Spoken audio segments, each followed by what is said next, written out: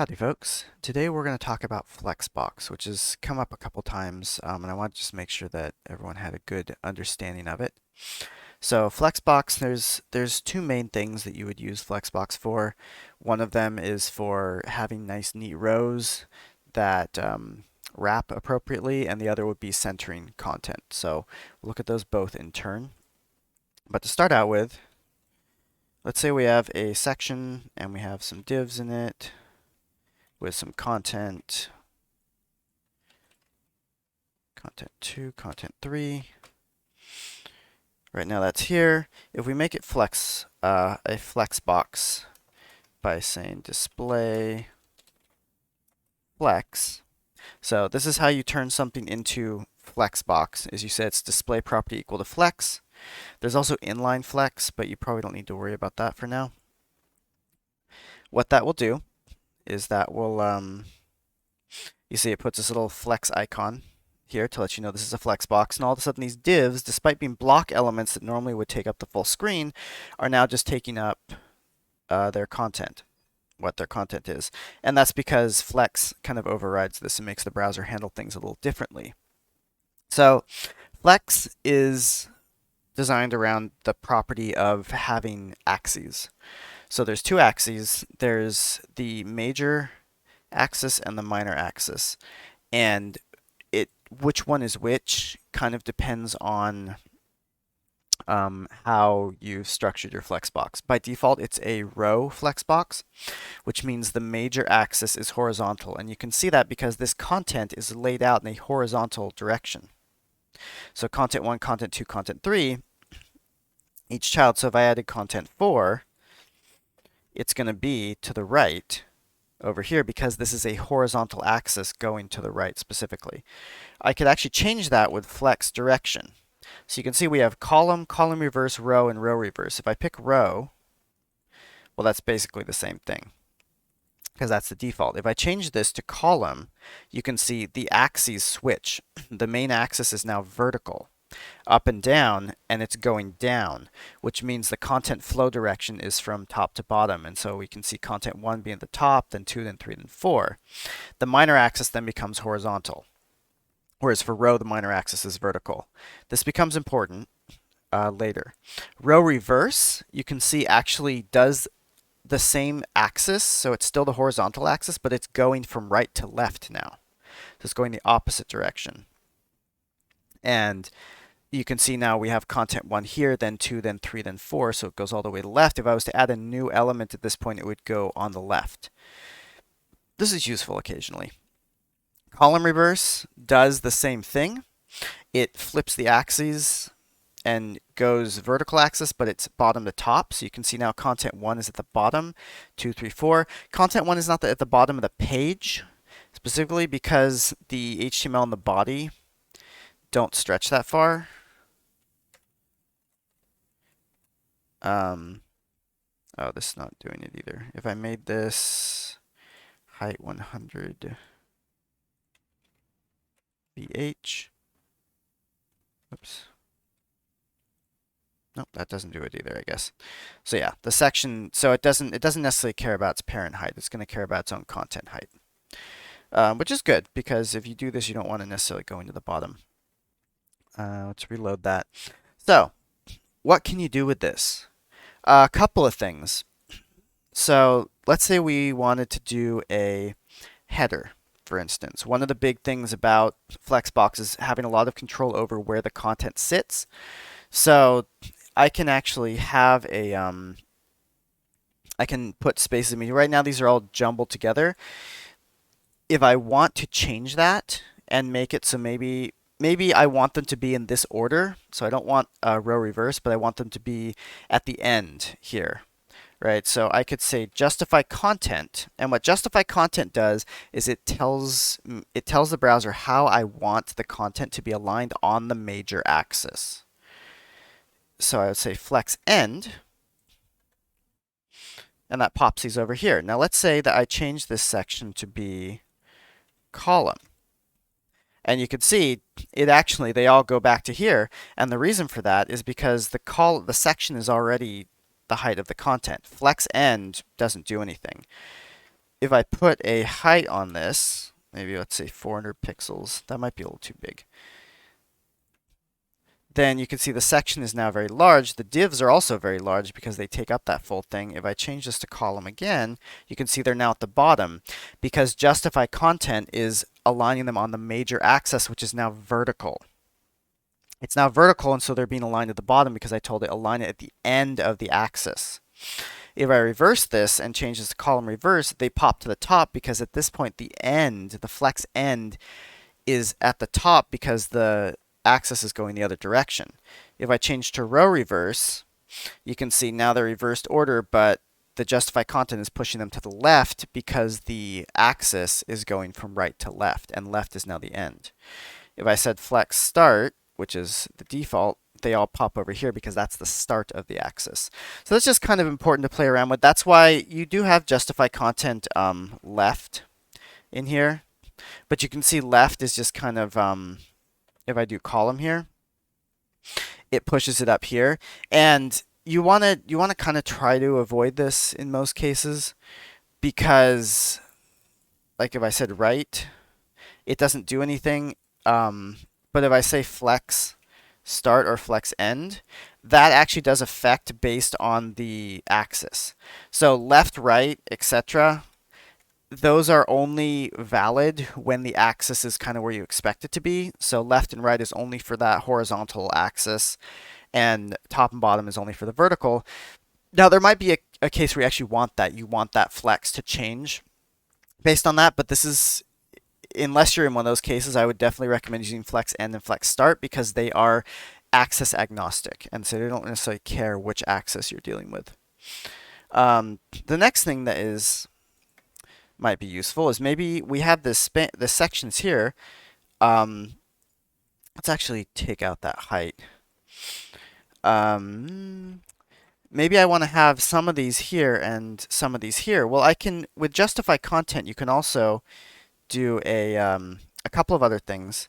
There's space around, which you can see if I pick space around, what that does is that takes the empty space in the row and evenly, basically sets it as the margin. It's kind of similar to that. It's like an automatic margin on the left and right of every box. You can see here the content 1 and 2, that space in between them is equal to double the space on the ends. And that's because that same space is being applied to the left and the right. There's also space evenly, which actually makes sure all the spaces left, right, on the far ends of each and in between are the same, which is kind of nice because it makes them look a little bit more orderly. There's also space between, which takes all of that white space and just pushes it in between elements rather than putting it on the ends as well. So you can play around with these. You can see how these might be a little useful. One thing that's particularly useful is, let's say we're doing a header, and we want to have a section that's to the right and a section that's to the left. What we can do is we can actually put, let's say, a div with name, and then we have a div with some other content in here. And now what this is going to do, if I use space between, and what did I do here? This isn't what header, because this is, you notice I changed the tag, but I did not change the selector, so the style no longer applies. Change that to header. There we go. So now what this does is these are pushed apart. So you can see all that space in between them. This particular div here is now no longer a Flexbox, so these are once again in the normal way that they handle things. This is actually a pretty common class.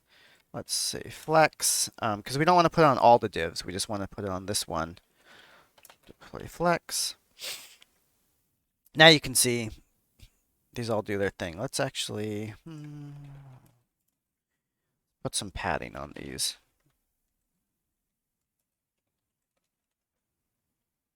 There we go. That looks kind of nice. Now you can see these don't really line up. So one thing we can do there, the thing to bear in mind now is we're using flex direction row. So the horizontal axis is our major axis. Justify content handles that. If we want to align them this way, so like I want this name to kind of pop down a little bit because it's no longer in line with these. That's the minor axis. For the minor axis then, what we're going to do is we're going to I think I'm going to lower this a little bit. What we're going to do is we're going to use align items. Align items always works on the minor axis. So whatever justify content isn't doing. And you see it has very similar things. It has a couple less options than justify content. But what we're going to do then is we're just going to say center. And what that does now, you can see this name is just getting pushed. It's getting pushed down so that it's centered along with that content because they're a little bit bigger. So that's how you handle that. Let's talk about the second thing that you use Flexbox for, which is like wrapping things nicely. Oops, not sections. Section. Let's do another section here. Let's do some cubes. I'm going to add a box class to them. And then I'm just going to make a bunch of these. Boxes. Yeah, let's make even more. Why not? All right. So now what I'm going to do is I'm going to give those boxes a background color, because otherwise we won't be able to see them.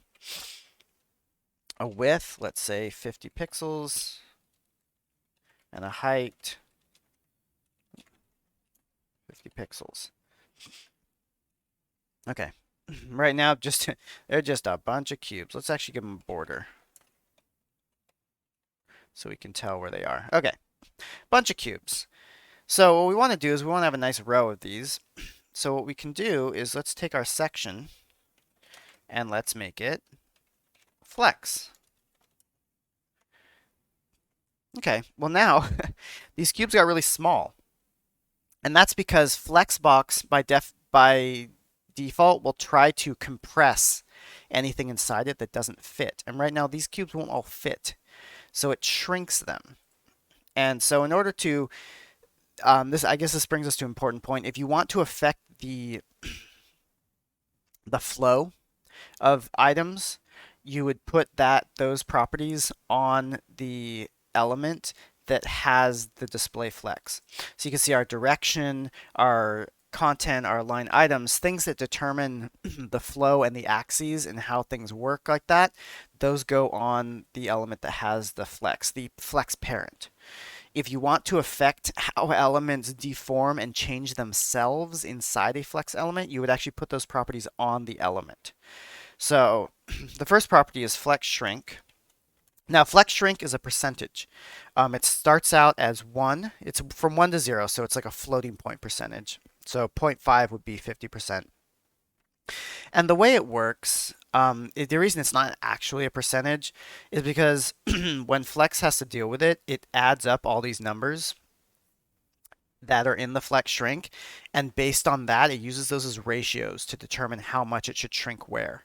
So this starts as 1, so everything shrinks equally. If I set it to 0, meaning they don't shrink at all, you can see they won't shrink, but now things scroll horizontally, which we probably also don't want.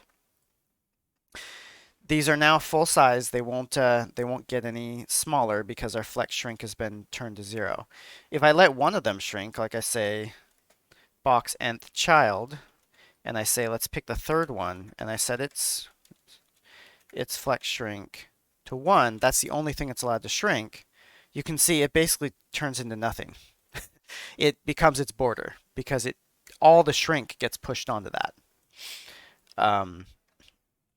And so that's kind of Flex it tries, and it says, okay, well, at some point I finally can't do this, so I might as well just overflow. Flex doesn't want to overflow. It'll try to do a lot to avoid it, but you can force it to, which is what we've done here. What we want to do then is we want to make them wrap, and wrap is a property of flow. It determines how the elements flow, so that goes on the Flex parent. Flex wrap. There's a couple things. There's wrap and wrap reverse. If I say wrap here, oops, let's put a semicolon on that. You can see now these wrap nicely.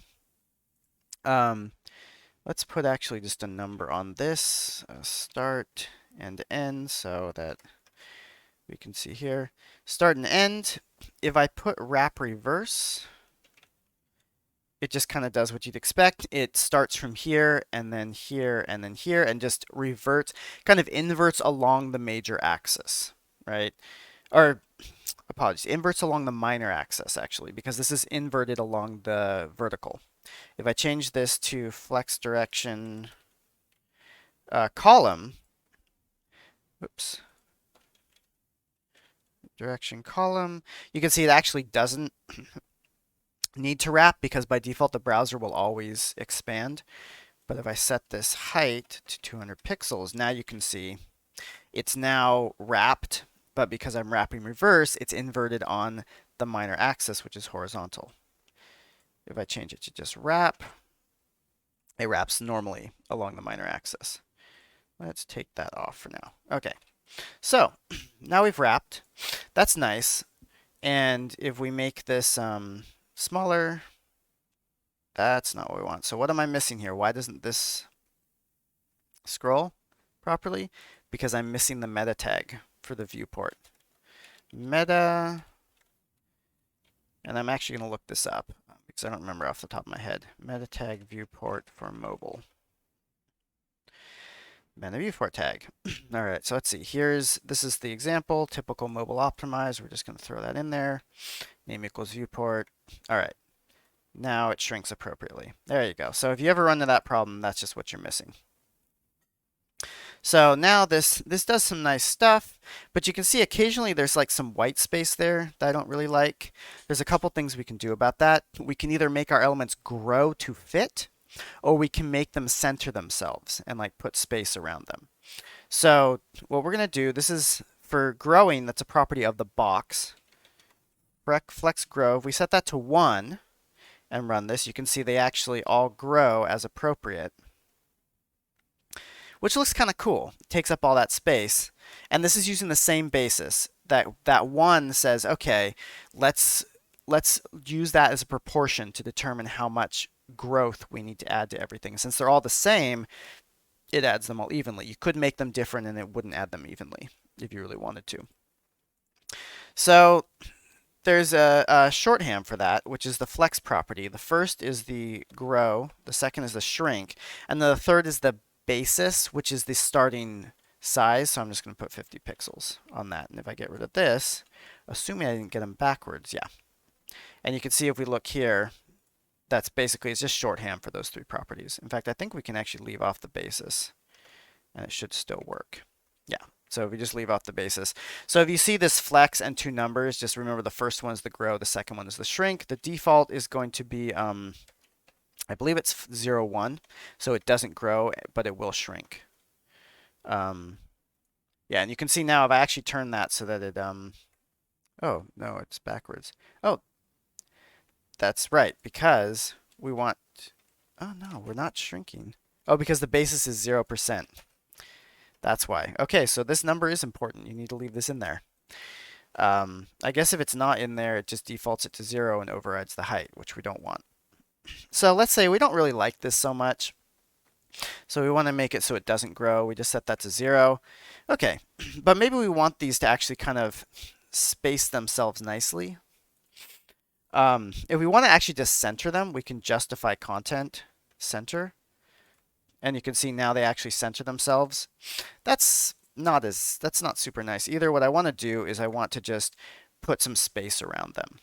So what we would do there is we would justify content. Let's do space between. Okay, that looks okay. What we could also do is we could set, I think we could set a grow. Well, no. Yeah, there's probably a way to make these so that they will grow to a certain point. But I'm not completely sure what that is off the top of my head. Yeah, so that's a couple ways of handling that as well. Oh, that's interesting. Yeah, so you can see once we get past 300 pixels wide, the world, everything just kind of breaks down because no mobile browser is going to be smaller than this, so you generally don't need to worry about it too much. So, but yeah, that's kind of how you handle Flexbox for a lot of these things. There's a lot of different things that you can do in it, but the biggest thing to remember is where is your major axis and where is your minor axis. And remember that justify content will work along the major axis, align items works along the minor axis. Flex grow will proportionally add if there's space. Flex shrink will proportionally shrink if there's no space. You can use flex here to do that, but if you do, you probably want to add a basis, which is the starting width. If you don't do that, then it's gonna look a little messed up. Anyway, I hope this was helpful. Um, if you have any questions, be sure to put them in the comments or you can bring them up during class.